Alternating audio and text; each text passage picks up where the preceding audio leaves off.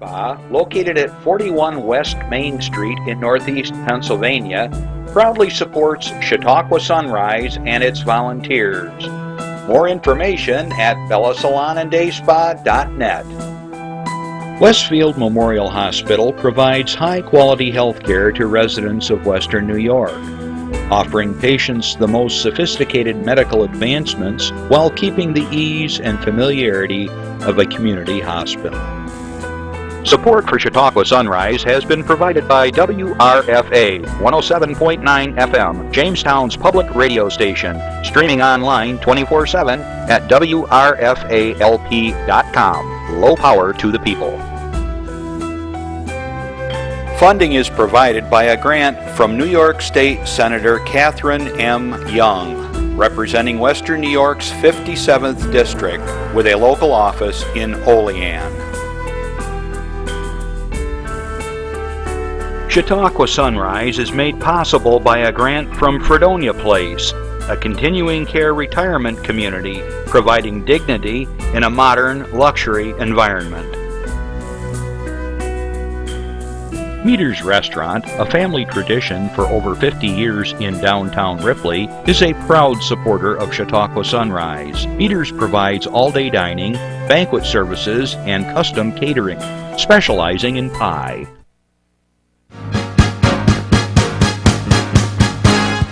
From the Access Channel 5 studios in Mayville, it's Chautauqua Sunrise.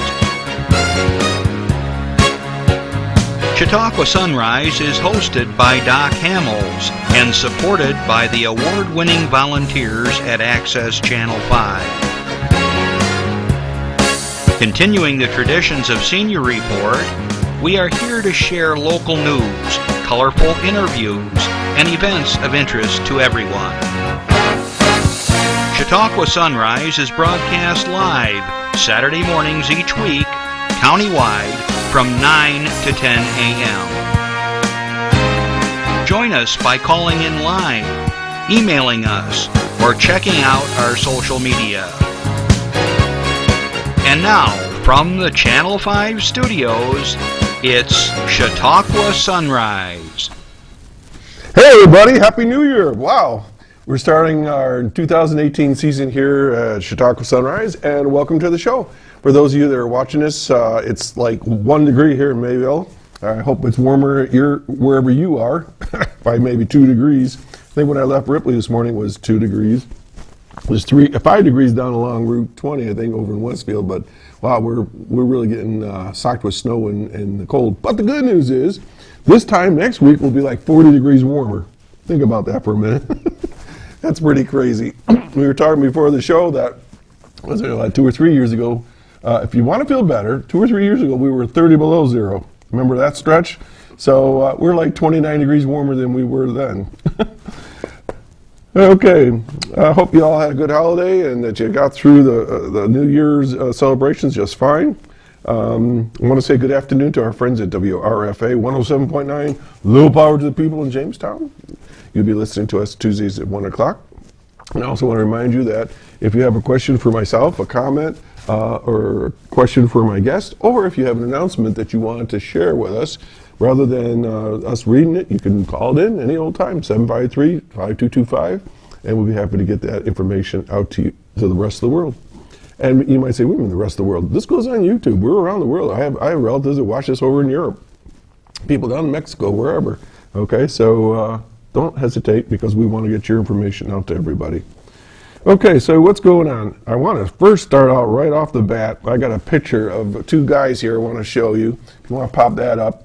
He doesn't know I'm going to do this, but he doesn't catch the show, but he will when he sees it when it goes onto YouTube. Which one is my brother? My brother is on, let's see, it would be my left, I guess, your left. I have to do that. I don't know what, I'm always backwards when I'm on TV. That's my baby brother. Tomorrow he turns 65 years old. Happy Medicare, Bob. We're only 11 months apart. Everybody always thought we were twins. We sort of look like twins, don't we? But anyways, great guy, and he's done some fabulous work in his life. So Wish you happy birthday, Bob, and many more, and I'll be catching up with you. I got a really cool present for your birthday. We kind of try to outdo each other every year. Anyways, beware, Bob. I want to talk about a project that we mentioned some time ago, and I want to go on record that Chautauqua Sunrise officially is participating in the Fish Project in Westfield. Okay, for those of you in the Westfield area that are interested in this, what you do is you pay $15, you send your check to the Westfield Barcelona Chamber of Commerce in care of Blanche's over in Westfield. And for $15, you're going to get a big old piece of plywood that's cut out to look like a fish. And then it's your job to decorate it accordingly to your business or your club or whatever organization. And then on the first Friday in June, I'm told, they're going to have a big vote. They're going to give out prizes and things like that. But what a fun thing to do. Erie did the frogs. I know Northeast does rain barrels. I've seen horses up in Saratoga. Buffalo had the bisons and so forth. So if you're interested in getting a fish, get one for your business, and let's get into the spirit. So Chautauqua Sunrise will be part of that. Okay, so now I'm going to demonstrate something that I forgot to do last time. The Burt boys, they gave me some new technology. It's called a tile. And if any of you know me, I lose things very rapidly, even here at the studio. And so if you're interested, you can get this little thing called a tile. And what you do is you get it to work with your cell phone, and you put this thing on your phone, your keys. They don't have one for glasses yet. That one I need. I lose my glasses like every day. So what you do is you get them synced together, and then let's see if I can get this to work here. And you just push this thing a couple times, and then it tells you where your phone is. If I want to find my keys, I go to my little icon here. Whoop, there it is on my phone. Let's see if I can get this to work here. It should do this. Can you hear that? Okay, well, that's what it sounds like anyways. So if anywhere around the house the dog grabs them, whatever, I can find my keys. And if I push this, let's see if it'll work this time. And now I found my phone, which gets stuck between the cushions of the couch or is in one of my coats, or my wife moved it on me. So anyways, it's a cute little piece of technology that I suggest that you use, and doesn't cost very much. You can go online and get them for next to nothing.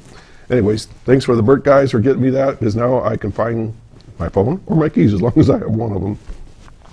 Well, I'll let you guys know that in 2018, we are happy to announce that we are programmed, scheduled all the way into June already. So the show continues to be popular and successful, and I thank all of you for that, for keeping up with us and watching us. And people call me to be on the show, and that's phenomenal. I love it, and we're happy to serve the community and share lots of information with you, which is by segue to begin sharing information with you from all the clubs and organizations that we get stuff from here in the area. So let's go right to Jamestown, my good friends in Infinity. Okay, Infinity seeks artists for their 4th annual art market and auction. There it is. Okay, a beautiful poster. Let's see. The auction is an annual event that supports area artists by giving them a market to showcase and sell their arts, all the while raising funds to support youth music, arts instruction in the Infinity Visual and Performing Arts Center. The fundraiser, which is held at the Infinity Arts Cafe, will take place March 10th. That's on a Saturday. Okay, the market and auction features an art market filled with locally crafted items to help showcase the artists, and there's going to be over 20 of them. This year's auction will feature a chainsaw carving by Vince Luiso and a collection of pottery and ceramic art donated to Infinity by Carol Hay and created by the late Douglas Hay. For more information, check out their website at infinityperformingarts.org or give them a call at 664-0991 and ask for Mariah Melendi. Okay? So that's coming up. Should be a lot of fun. And I suppose if you're a photographer, a lot of the artwork you see behind us throughout the show is done by our crew right here. So I suppose if you're a photographer, you could enter as well. Okay, 3rd annual Winter Grapes and Hops Festival is today. Okay, it's presented by Media One Group in the Northwest Arena. and it's going to be held today from 3 to 7 p.m. The event will feature beer samplings and wine tastings from local breweries and wineries, as well as business vendors from all around the area. I like to mention these things because people say there's nothing to do around here. Oh my gosh, there's so much to do around here, and this is just one of many things. This year's festival will be the biggest yet, they say, and will feature lots of vendors, including like Southern Tier Brewery, 5 and 20 Spirits, 4 Mile Brewing, Hamburg Brewing. I mean, this goes on and on and on. They're from all over the place. They're going to have music by DJ Felony, and there's going to be a bunch of local food vendors. And it's, let's see, tickets are $25, pre-sale. I think we might be a little late on that one. $35 of the day, $10 designated. Oh, and if you're a designated driver, it's $10. See, I'm always the DD. So it would only cost me $10. And then you get a commemorative Jamestown Grapes and Hops Festival drinking glass with logo, and this is all going to be held right down at the arena. So have a good time and be safe. Moving right along. Girl Scout Join-a-thon. That is going to be held, well, I'll just start reading. I'll get to it eventually. Oh, on January 10th. There it is. Girl Scouts of Western New York will hold the Girl Scouts Join-a-thon from 8 a.m. to 8 p.m. and take on-the-spot registrations over the phone. The event will utilize 8 different radio stations throughout the 9-county region of the Girl Scouts catchment area here. And if you're interested, call 888-837-6410 to register. And remember, the Girl Scouts develop a strong sense of self, display positive values, seek challenges and solve problems in their communities, and they do things like build robots, they do rock climbing, a camp, they run a cookie business, we know about that one. They do service projects at local food banks and animal shelters and just do all kinds of things. And over the years, you've seen Girl Scouts here, and we've talked with them, and we know that they have a great time. For more information, give them a call, again, at 888-837-6410. And if you're interested in Girl Scouts, give them a call. Okay, my buddy Ken Harley has his Rolling Hills radio show coming up here on January 15th. The 4th show of the season will take place Monday, January 15th at its regular venue, Shawbucks, located in the heart of Jamestown Theater District. Headlining the 15th will be a 2-act show featuring Catherine Cook and Zig Zeitler. Okay, and the doors open at 5:30, and they have a happy hour, but then everything shuts off with that at 6:15, and then the show starts at 6:30. They tell me there's a 10-minute intermission where the audience and so forth can get some refreshments at that point. And then the best part is there's a meet and greet. So if some of these folks that are at Shawbucks are one of your favorite acts, you can go shake hands, get your picture taken, and they love that sort of thing. Okay, and then they want you to know that tickets you can get over at the Chamber of Commerce website. So you go chautauquachamber.org/events, and you buy your tickets right there. And then upcoming on January 29th is Joe Crookston, as well as John Lantini, who will be performing. And as you know, I have already purchased my tickets to see Tom Paxton on February 26th, and I am looking forward to that big time. So you might check that out, because I've been told that the sales are going really fast on that. Okay, here's another fun thing to do on January 20th. This is called Doors Open. This comes from our friends over at the Chamber of Commerce to let you know this. It says, once again this year, many attractions in the Jamestown area will open their doors for free. What could be better? To give local people a chance to be tourists in their hometown and to see for nothing what hundreds of tourists pay for each year. You know, it's like the old thing is we have all these things and none of us go to it because they're like right there. I remember in Buffalo, you'd say to people, have you been to Niagara Falls or have you been to the Ark? No, we never go to those things in there. They're right there. So listen to this. For free on January 20th, you can go to the following places from 10 a.m. to 5 p.m. Okay, the Audubon Community Nature Center, the Bustye Gristmill, Chautauqua Sports Hall of Fame. By the way, Randy's going to be on the show in a week or two. Chautauqua Striders, the DAR House, DAR House, the Dykeman Young Gallery, Fenton History Center, the Affinity Visual Performing Arts Center, James Prendergast Library, the Lucille Ball Desi Arnaz Museum, the Martz Observatory, the Northwest Arena, the Reginald A. Center for the Arts, the Robert Jackson Center, That's a beautiful place if you've never been there. Roger Tory Peterson Institute of Natural History and the Spire Theater. My gosh, I don't know if you can get to all those in just 7 hours, but that's all free.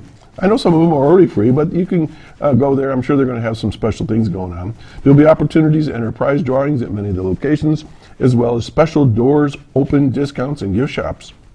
In addition to the attractions, local restaurants will open downtown, and they're going to be ready to serve you. Okay, so they're going to be ready there as well. We hope to take advantage of this tremendous opportunity brought to you by the Jamestown Up Close Jamestown Renaissance Center and the Jamestown Community Chamber of Commerce. And lastly, it's that time, folks. Girl Scout cookie program time. So we got a slide for that. There they are. The 101st Girl Scout cookie program cookie season has begun. I'm trying to think how old I am. I've been through a lot of these cookie years. After last year's 100th anniversary of Girl Scouts selling cookies, I get the S on there, troops in Western New York are kicking off this season with the return of Girl Scouts S'mores, the most popular flavor to launch in the 101 years of Girl Scouts selling cookies. I can hardly read this. Consumers can now help fuel transformative leadership, we're going to be talking about leadership later, experiences and build the next generation of entrepreneurs in Western New York by purchasing Girl Scout S'mores and classic favorites like Thin Mints and Caramel Delights. It goes on and on and on, but as you know, they're going to be knocking on your door. They're going to have those sweet little faces, and they're going to be in uniform. So always encourage you to support your Girl Scout cookie program, just like I need to do that right now. I think we've just gotten down to the last 7 Christmas cookies, so I'll be ready for more cookies that we need in the wintertime. So support the Girl Scouts, okay? All right, we're going to take a public service announcement, and we're going to be right back. I'm telling you, we got a great show in store for you. Don't go anywhere. Slow down. Slow down and move over. And move over. When you see lights, vests, or reflectors, please give us some room. Slow down and move over. When you need us, we've got your back. You have ours. You got our back? You got ours? You got our back? Please, slow down. And move over. I have 2 guests that have joined me here in the studio, and neither one of them are now strangers to all of you. We got Kirk Young from JCC and Beth Starks from JCC as well, and the Chautauqua Daycare Center at Chautauqua. There's more words to it. Lake Child Care Center. But Lake JCC is my Lake Chautauqua full-time Child job. Care Center, but today we're going to talk about JCC. Yes. Okay, so welcome and Happy New Year. You survived. You don't look too much worse for wear. No, we're great. How were your kids for Christmas this year, you guys?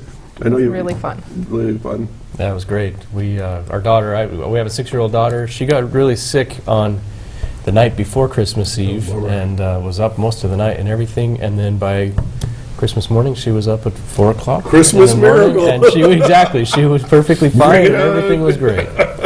So that was wonderful. Good. And did you get anything interesting for Christmas? That you can Not talk really. about on the air? Yeah, I was going to say, not that I can think of. It's all about the kids for us, really. I got snowshoes. I told last week I tried them out the other day. I'm out and I got the dog on one arm, and I got my pole in the other arm. I'm out in 2 feet of snow, and under that snow are branches that I didn't know about. Did you ever fall with snowshoes or skis or something? I couldn't get up. Just trying to get up. I'm out in the middle of the woods. Right. What am I doing way out here? Too funny. But enough on that. So welcome back to the show. Kirk, you and I talked about coming back because we're going to do a little different spin on some things at JCC. Right. Now, your official title is Vice President of all things that the President doesn't want to do, right? You gave me the list one day at Rotary, and it was like, it went on forever. Yeah, yeah. There are a lot of things. I oversee our enrollment efforts, trying to recruit students to the school. I oversee athletics, and then I also oversee our fundraising efforts, our foundation. That's a lot of work. And Beth, what's your title?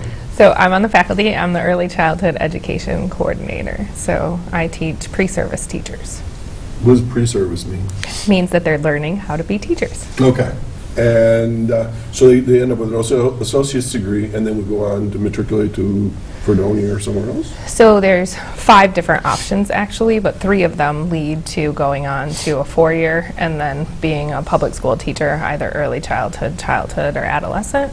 And then in the early childhood area, we have an associate's degree that's meant to go right into employment, as well as a early childhood Like a certificate. teaching assistant or? Well, in the child care centers, a lot of them, the associate's degree is all that's required to be a lead teacher. Depending on the preschool or child care center, that may be a lead teacher or an assistant teacher. And and I'm going to say it for you because I can do this. You don't necessarily have to blow your own horn on this. But as far as I'm concerned, as far as college and getting a higher degree out of high school, JCC is your best bang for your dollar in Chautauqua County.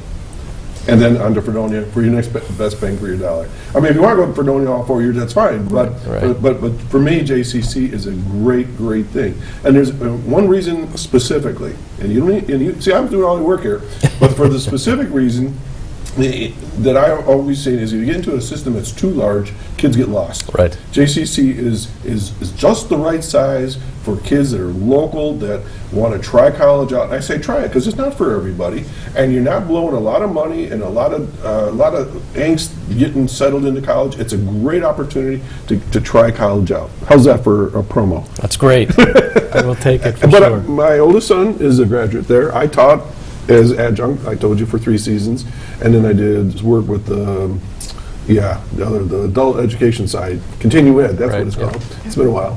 And it's a great facility, and I have friends there still, and so forth. So we're going to talk about that, but we're going to talk about something special today. So Kirk, this was your idea to talk about this, so why don't you start to frame our discussion of what we're going to talk about? Sure. The overall topic that we would like to talk about today is what we call the JCC Leadership Academy. And it ties into actually something that you just mentioned, kind of that intimate experience that you can have at JCC, where it is a little bit smaller, and it gives us an opportunity really to come together and look out for one another and maybe take part in, I like to refer to it as the JCC family, and come and be a part of something where you can come and receive the support that you need to be successful, and like you were saying, explore the options, explore higher education, and come and have a great experience and a great time. And we talked about this last time, I think, and Beth, you can chime in on this. We're going to bounce around between the two of you. Yes. But how many times do you hear say, I'm going to go to college and get a job? And I'm going like, what are you talking about? That's not how it works. But we tell kids this, and when they get there, that whole message gets garbled up. They go to college to get the training to get the job, but they think that when the job comes with the college, it doesn't work that way. Right. So, anyways, I don't remember the Leadership Academy being there before. Is this a new idea, or? This is a new concept that we're exploring. So in higher education, you have a lot of things that are going on at any college or university that are related to leadership or leadership development or personal development. At JCC, for example, we have our student government or our student senate. We have a student ambassador program. Beth, for example, in the education program has a club where the leaders in the education program come and work on developing their skill set as leaders. No, we've had a teacher education club there for a long time. Really? Yeah. Well, see, I didn't attend JCC, so I don't know all these things. So, Right. So that's why I can ask all these cool questions. Right. And all right, so there's always student government of some sort. Exactly, yes. And things like that. So the goal of the Academy, however, is to be able to take all of those experiences that students are having and kind of circumscribe all of those into a comprehensive experience that students then can either leverage or utilize or refer back to as they move on to other forms of higher education, maybe their bachelor's degree, or going out and working and getting a job. This does relate to experiences that I've had early in my career. I do my doctorate, my PhD is in leadership studies, and for several years, a few years ago in my career, I ran a comprehensive student leadership program, and essentially, in short, what that was is it's a program that takes the experiences that students are getting in their general leadership experiences in student government or in these student clubs or whatever, and to kind of put it on steroids, give them an experience to take it to the next level so that they can then, when they go out and apply for a job, or if they're going out and applying for graduate school or for, you know, a bachelor's degree school or whatever, they can say, look, I know what it means to be a leader. I know what skills are necessary to be successful in a leadership experience or so on. And let me show you, let me tell you about the experiences that I had, and we'll talk about those. We have some slides to go along with that. We'll talk about what those specific experiences are. Beth, true or false? You talk to employers, or you're out in the field talking to folks, and they'll be talking about the applicants to jobs. And I don't care if it's, you know, the guy that picks up pieces of paper in the yard, or a person that's going to be the CEO. The first thing I always hear is, now this is a true or false question to you, is they got great skills, they know the job well, but they don't come to work on time, they don't understand that you can't abuse personal time, sick time, they're not organized, they're sloppy, they come, all that stuff. True or false? Absolutely true. And you hear that, you know, countless meetings in the county when we're It doesn't talking matter what about the area is, right? workforce development. And we try really hard at JCC to make sure we're meeting the needs of the community, and the community is saying, we have jobs, they are available, we need people to work in those jobs. However, then there's people on unemployment who are saying there aren't jobs. And so there seems to be this disconnect, and the disconnect is those soft skills, or we could refer to them as success skills. So being able to manage yourself and your professional career in that way is really important. When I was an administrator at the Guida Center and at the Hughes Center, I used to have a council, industry council type thing, and they were screaming at me all the time. You know, they don't have their personal skills. They don't have soft skills. You know, they can do this and they can make widgets and all that jazz, but they don't understand that they got to come to work every day. And that was one of the things I used to work on. I mean, some of the people thought I was crazy, but I actually had like a contest of the classes that had the highest attendance. And nobody else that was paying attention to that. And I said, people would say, well, what's your expectation of attendance? And I would tell them, and they looked at me like I was crazy. And I said, I have a goal that my students come to school every day at least 98% of the time. Right. And they looked at me and goes, that's pretty high.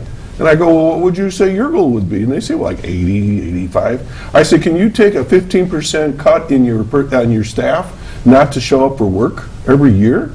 Or 20% or whatever it is? This isn't like A, B, C, D, E. This isn't pass or fail. This is people's livelihoods and things like that. So there's a certain culture out there that says, I can kind of, you feeling that too, Kirk, or is that me?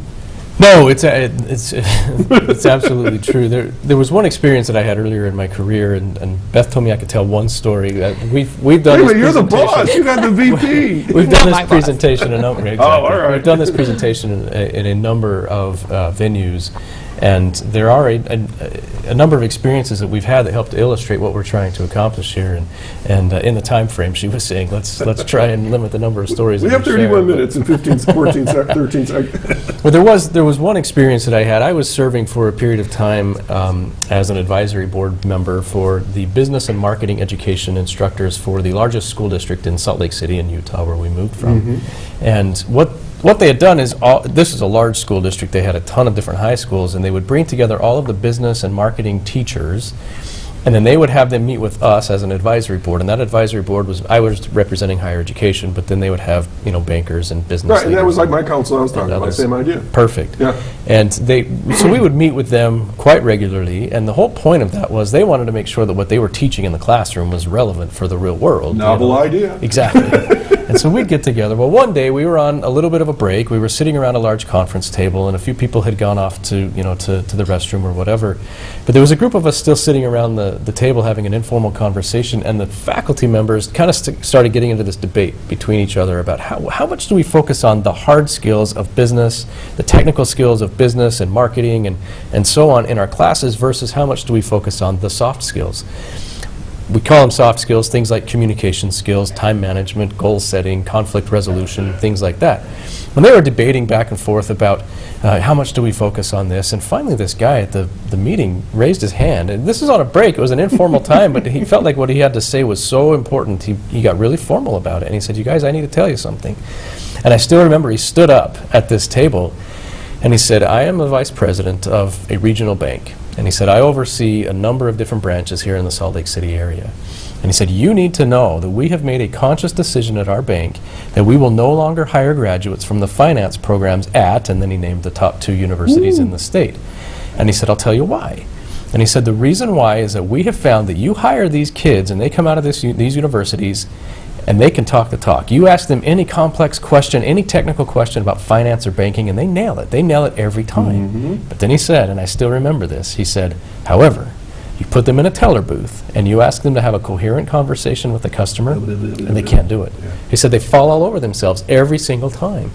And so he said, what we have decided to do when we interview for applicants for jobs at our banks, we look first for the soft skills. We look first for all of those major soft skills, because then he said, if you give me somebody who has those soft skills, I'll teach them to be a banker. I'll teach them what they need to know to be successful at their job.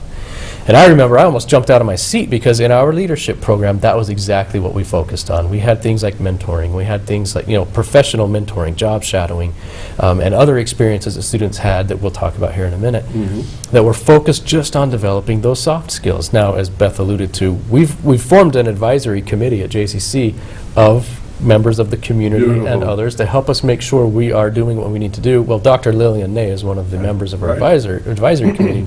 She often gets after us and says, don't call them soft skills, call them success skills. So we are referring to them more and more as success skills, but it's the same thing. And those are the skills that students can take anywhere and be successful.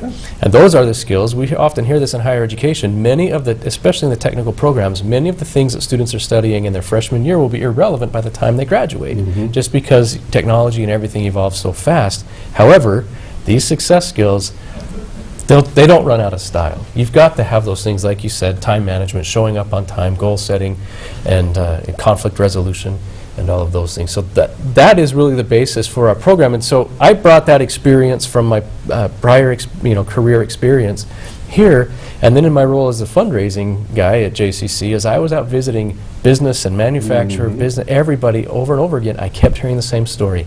We need people that will show up on time, that will stay at work, that won't abuse their sick leave. We need people that have those soft skills, and that was when we got together as a group at JCC and said, we've got to form this leadership academy. It's universal, whether it's Salt Lake City, Chautauqua County. I talked to my friends in Germany. It's the same thing, and I don't know how this happened, but the culture of work got really lazy, as far as I'm concerned. I don't know if they thought they were pampered or what the deal was, but they just got really lax in a lot of these skills. So, Beth, as far as the success skills, when and how do you teach these things to the students? Is this an elective, or how's that work? Well, the academy is designed in a way that there are several layers.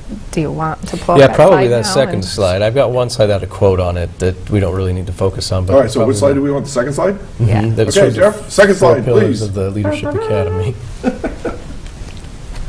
That one? Right there, yep. Okay. The 4 pillars of JCC Leadership Academy. Take it away, Beth. So there is a course component. So there are 2 different courses. One is a course that is meant to introduce students to the concept of leadership, and it has a lot of asset discovery and really understanding who they are and who they are as a leader, and helping them to work on their own personal skills. And that is one that will be also offered in the high schools through our College Connections program. So these are credit-bearing courses? Yes. Correct. And where does it fall? Liberal arts, or?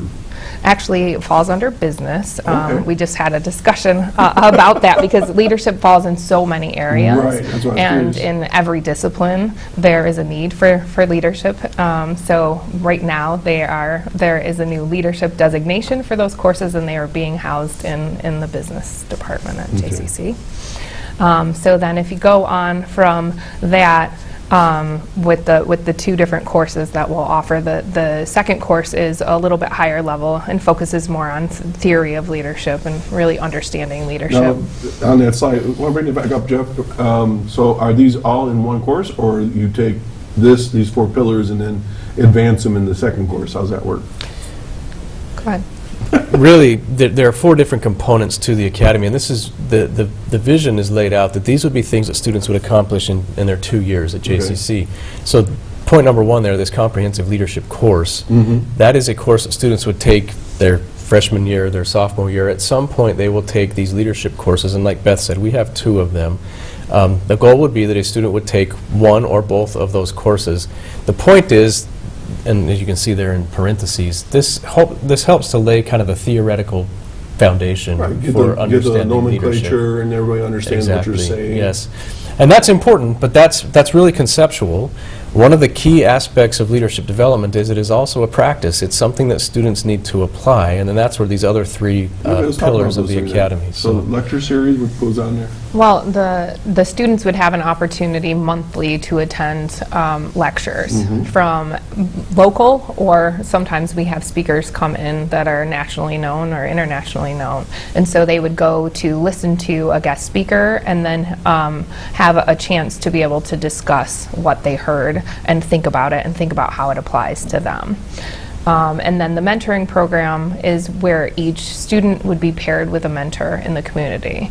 And we've already had a chance to speak to a lot of different groups, your Rotary group included, to try to find community members who are already leaders in the community.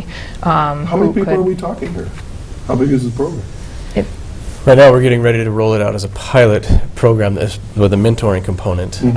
Yeah, we've been out recruiting prospective mentors. You know, we feel like we could pair up anywhere between 20 and 40 students with a mentor right now, with individuals that have indicated an interest in being mentors for us. As we've gone out and recruited students for this pilot program, we're looking somewhere in that realm, probably around 20 to 25. Plenty. Yeah.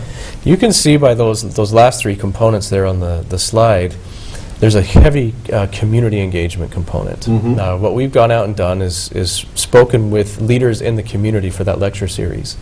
I met with a number of individuals from the faith-based community here in Jamestown, in the Jamestown area, but all over Chautauqua County.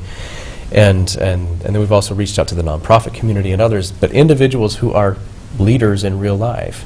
And what that falls, sorry Beth, here's the second story, but what that relates to was a conversation. Again, you could see there in parentheses I had theory and application. It was a conversation I had with our advisory board chairman in a leadership program that I've been involved with. And this advisory board chairperson was somebody who was 70-something years old. He owned a number of businesses. He was a multimillionaire, and he had an ego the size of this school. I mean, he was extremely and he's not running for political position. Right, yes. And one day he was kind of trying to egg me on a little bit, and he said, you know, Kirk, you academics think you're so cool, and you think you've got it all figured out. And he said, you sit in your pretty little classrooms with your cute little textbooks, and you talk about these leadership situations, and you hold hands and you sing songs. Right.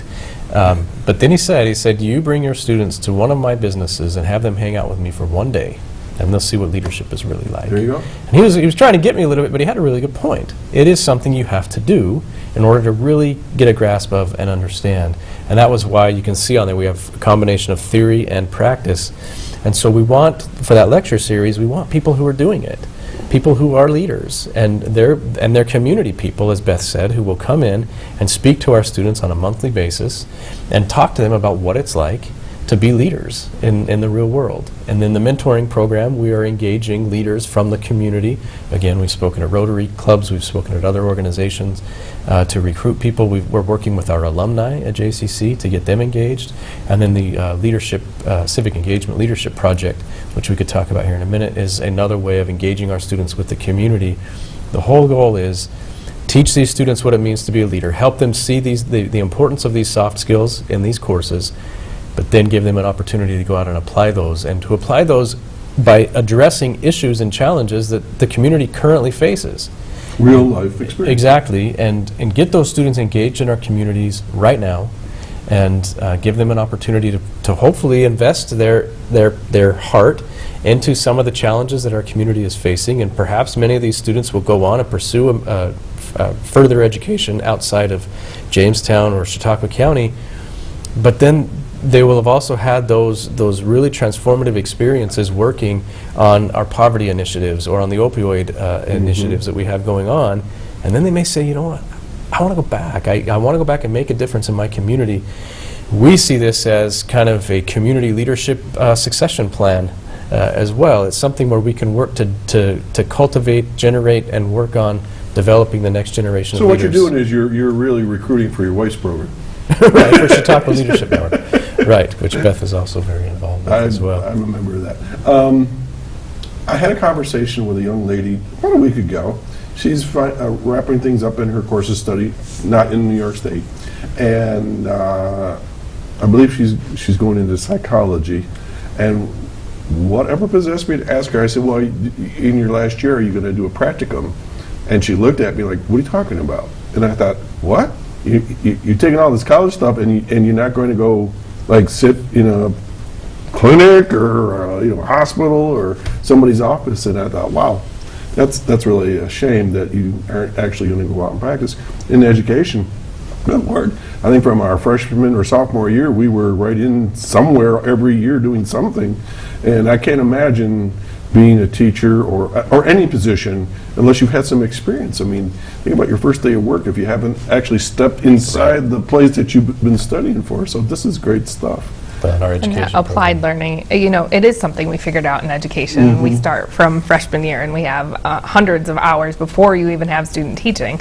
But we've realized that we need that in every field and that those applied learning opportunities are really, really important. And for the leadership program, having them get involved with civic engagement and understanding that they can give back to their community and should be a part of their community and think about whether it's related to their future career or not, how they can be a part of their community and give back is really important as well. And so if they design a project that they think will make an impact in the community and then have a chance to work with other community leaders and actually put that into place, and that helps them to practice those leadership skills, but also to be able to be invested in the community. I got a question in my earpiece that came through, and actually it echoes what I was going to ask you next.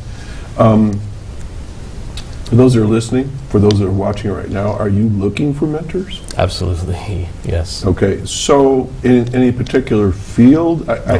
Okay, so people that, well, how do you know if you should be a mentor? I mean, what are the credentials? For instance, maybe I might be interested. So what do we need to know? Well, obviously it's unpaid position. it's investing in our youth. I mean, it really is investing in, developing the young people in our local communities. And we have campuses in Dunkirk and Olean as well, and we're doing this there as well. But it's investing in developing those young people. But formally, the way it works, we have a member of our advisory committee who ran the mentoring program at Chautauqua Striders for a number of years, Amanda Giesing. And Amanda's now with Jamestown Public Schools, but she's still heavily involved with us, and she's helping us. So a lot of kind of maybe the formal side of, helping people understand what it means to be a mentor. Amanda is helping to provide information. I think Amanda was in one of my classes. Well, probably could have been, right. Name's familiar. Yeah, and but really what we're looking for is people who care about the youth of our community, care about those young people at JCC, and you don't have to be a young person to go through the Leadership Academy, but care about the people that are there working on developing themselves, and who have experience employing these soft skills in real life. I mean, we're not looking for anything overly formal. We're not looking for particular career fields. We're not trying to match students up with somebody that works in their career field.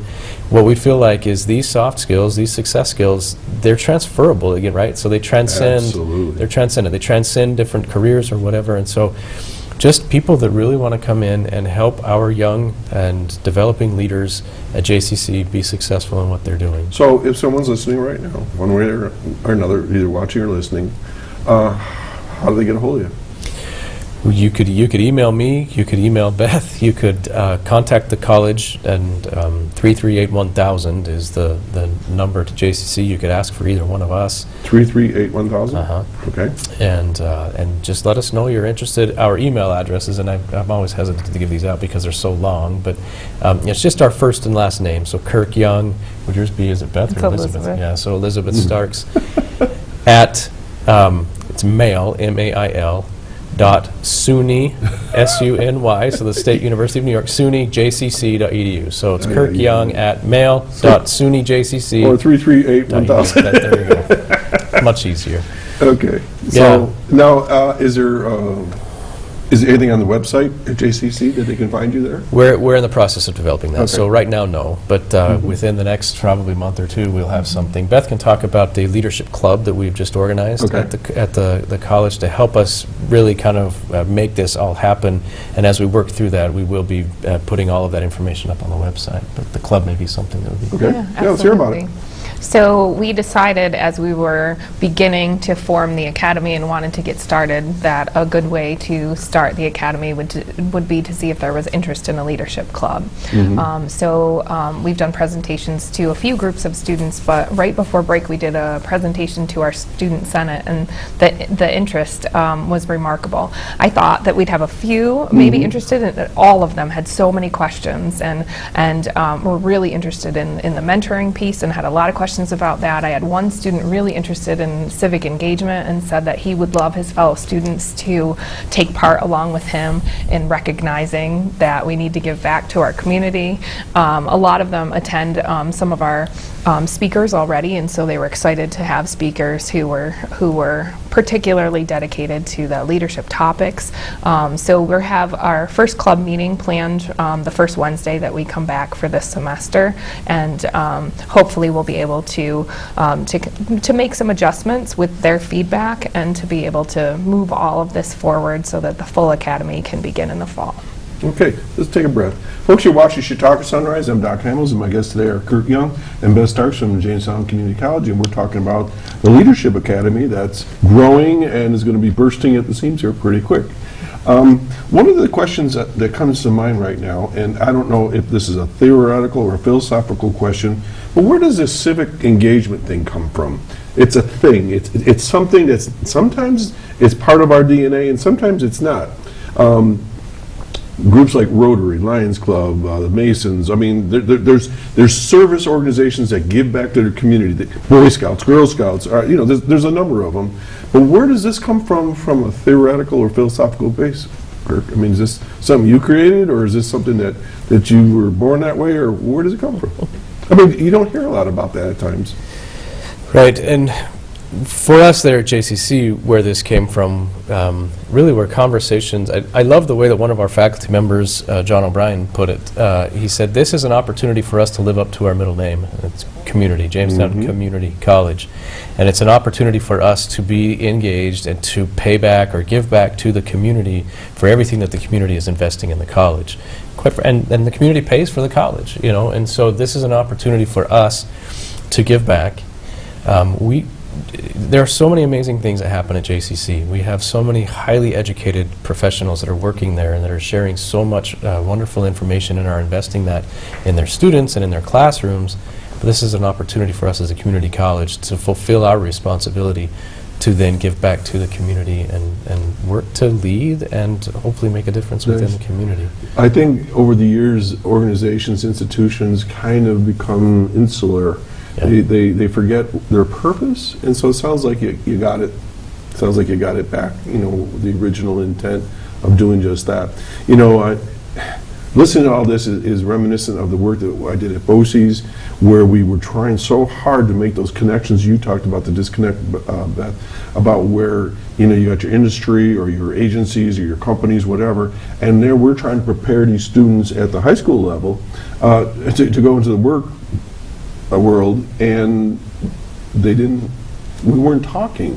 So I don't know why we weren't talking all those years, but we're talking again, and that's just awesome. And now they are at the higher education level. That's even better. So very good. I like that you brought up the high schools because a big component of this is working with the high schools as well. Okay, how does that work? So we've done a lot of work in trying to reach out to the high schools and see what they need. And one of the areas that unfortunately, due to budget restraints or whatever other reasons, most of the high schools do not have formal leadership programs anymore. So they have student government, they might have honor society, they have opportunities just like we have at JCC for leadership, but not a leadership program and not a way for them to develop their leaders. Right. It's in there, but it's not there, exactly. Yeah. Yeah, and then when the kids graduate, then we say, why can't you do this, or why can't you do that? And because it was never there, you know. Right. So what are you trying to accomplish with the high schools then? Well, when you think about that fact, like you said, are you born with those skills, or did someone teach you them along the way? I think that offering those opportunities for students to be taught those skills, so that some of them may have the luxury of having a parent or a grandparent at home to show them civic engagement or to show them those leadership skills. Some of them may have some of those qualities, but no one ever shows them how to use those qualities. It's like, well, I'll just put you in this position. Here, you're the president of your class, but yet, you know, do we really teach how to be able to? Yeah. You know, I don't know why I was thinking of this, but when I was in college, in my first degree there, upstate, I didn't have any money. And so one of my jobs was I worked for widowed women, I think 5 of them, and I cleaned their houses. I scrubbed their toilets, I vacuumed, I did their gardening, painted, whatever it was. And the most interesting aspect of that whole experience had nothing to do with the work I was doing, other than I am totally appreciative of anybody that does any kind of work. Yeah. I don't look anywhere other than we're equal.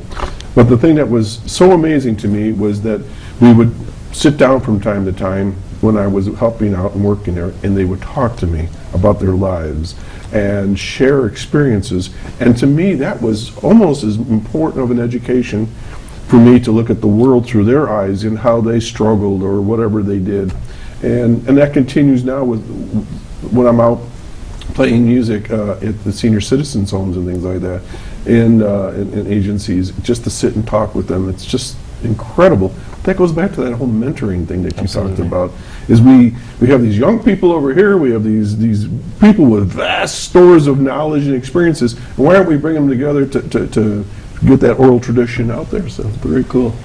We were just having that conversation in the office the other day, and somebody made that exact point. They said, we have such an amazing cadre of leaders and such a vast wealth of knowledge and leadership experience that exists in our communities, but we don't really have many mechanisms in place to work to disseminate that knowledge or experience down to the next generation of leadership. And part of this extended from my experience working with several different boards that I'm involved with.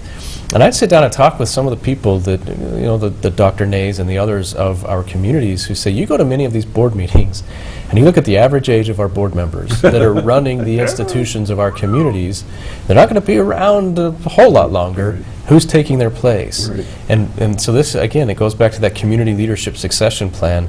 This is an opportunity to bring together those groups, to give our senior level leaders an opportunity to share their experiences and their just wealth of wisdom and knowledge, and help to prepare that next generation. Okay, this was not planned, but I have a caller that is going to make a connection with you if you already haven't. Are you ready? Sure. Good morning, Linda. Oh, good morning, Doc. Happy New Year. Same to you. How do you like that little segue I did for you with your program and what they're talking about? Thank you very much. Good morning, Beth, and good morning, Kirk. Hello. It's a very fascinating show, and I think it's so important to inculcate these skills in our youth and our students. But and this show was fascinating just listening to you two. But I would also like to mention, when you were discussing, and Doc, you had mentioned it also too, that when you talk to businesses and employers, the things they want is somebody to be here on time and be there for work, dependability, how important it is. Well, I have a group of people that has that quality magnificently. Who might that be, Linda? Who might that be? You don't have to teach them. They already know it. They've been around the track. And that's the mature worker group that I deal with. I have the senior employment program with the Chautauqua County Office for the Aging. Yeah. And that's one compliment I always get back, especially after I make a direct referral with one of the participants, is, oh, we just love them. Oh, he or she, they're here all the time. They're here early. We don't have to worry about them not showing up. They know what to do. They want to get the job done. That is a tremendous group of people.